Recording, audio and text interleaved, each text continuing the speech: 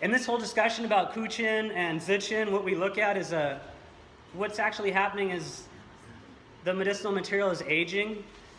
And as it ages, the major therapeutic compounds go from a form where the sugar is attached to the macromolecule to the form where the sugar has been broken off.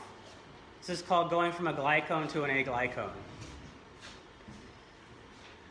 I'm passing around Scutellaria bicolensis samples right now, and among those samples we see two different things. One of those samples is this sample right here, which has this number 3, which means that most of the glycones in it have switched to the aglycone form.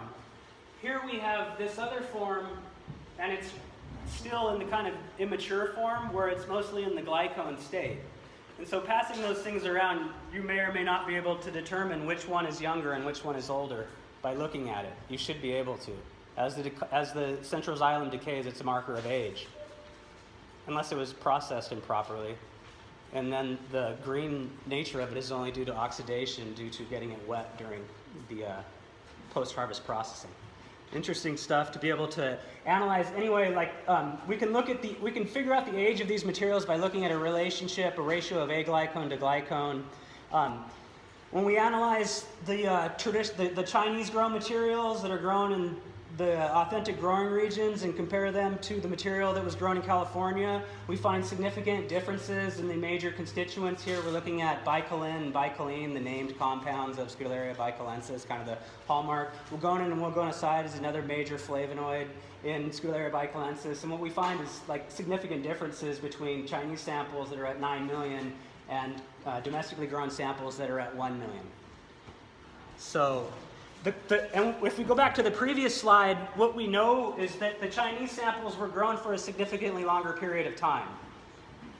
Having spoken to the domestic grower, what the domestic grower told me was that they grew their plants for 16 months and 18 months before harvest. I don't know how long the Chinese samples were grown, but when we do this analysis and we look at the glycone to aglycone conversion, we can see that the Chinese samples have converted much more, and so we can hypothesize that they're much older. This is hopeful for us. And that if we just grow the medicinals longer, they'll be of better quality and it will be comparable to the Chinese. So again, I looked at 7 different compounds. This is just 4 of them in that slide. Here when we look at all 7, this is a signature comparing 2 of the samples that are passing around. One is a yellow one, which would be the red lines, and the other one is longer strips that are sort of green, sort of yellow. That's the domestic sample. And what you find is major differences. Yes? With the soils that they're grown in also? Yeah, all of these things are important. So, we have differences in germplasm. These plants are not grown from the same seed source.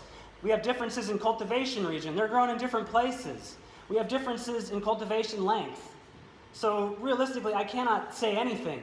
I don't have any idea why it was different. All I can go is, it is different. And then start talking about it. It's like they're grown in a different. So what's most important to recognize? The cultivation length, the growing rate. We've looked at some of these things. So the domestic sample didn't come from a region with a frozen winter. The domestic sample was grown for 16 to 18 months. But what we know with Huang Qin is in the 3rd year, the yield doubles and the constituent concentration goes up astronomically. And so just going from a 2nd year sample to a 3rd year sample, or a 2nd year harvest to a 3rd year harvest, is going to give you an astronomically better product. But the hard thing is to wait that extra year. So this is kind of what was the end result of a lot of this work, was me wanting to present what I called Dao-D recipes. And if it hadn't been for my printer breaking, I would have had ones to pass out for everybody. But I've got 2, and I'll just throw them in the air, and we'll see who wins.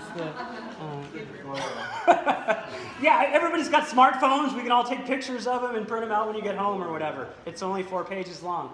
It's a quick summary. But I think this is, if we're going to grow these plants, we should know in a very kind of narrow framework, what is the soil requirement? What is the climate requirement? Where was the original material grown? How long should it be cultivated for? When do we harvest it, and how do we process it after harvesting? Each of these is extremely important, and it's if you ignore them, you're growing something, but it may not really be Huang Qin, and it certainly won't be Huang Qin of like the highest grade. it can, like, so, it, need is an interesting word, right? So I said, like, from the second to third year, the yield will double, and the constituent concentration will go up a lot. Moving from the third year to the fourth year, moving into the fourth year is when the central xylem starts decaying. And so moving into the fifth year, then you'll have fully decayed central xylem, which will be Qin. And if you don't have a highly educated market, they won't know what that is or why that is. So I would say the best thing to do is to grow something into the third year or possibly the fourth year, because you want the most mature root that hasn't totally decayed. And you can find what's more stereotypically Huang Qin.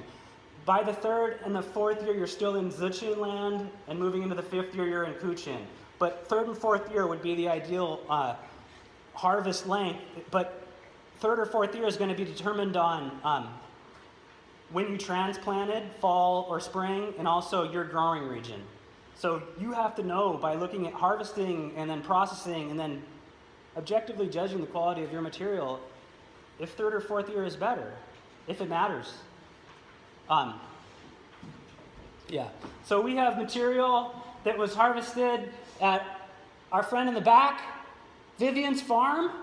This is from Stanwood. This is from Bastille. This is a third-year root that's also being passed around right now. These things have fairly thin roots.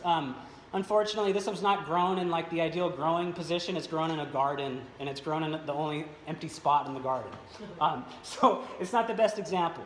I go through all of that fairly rapidly, but the point was to kind of give an idea of what I think are the important parameters for looking at these things. One is understanding the kind of factors that affect the quality.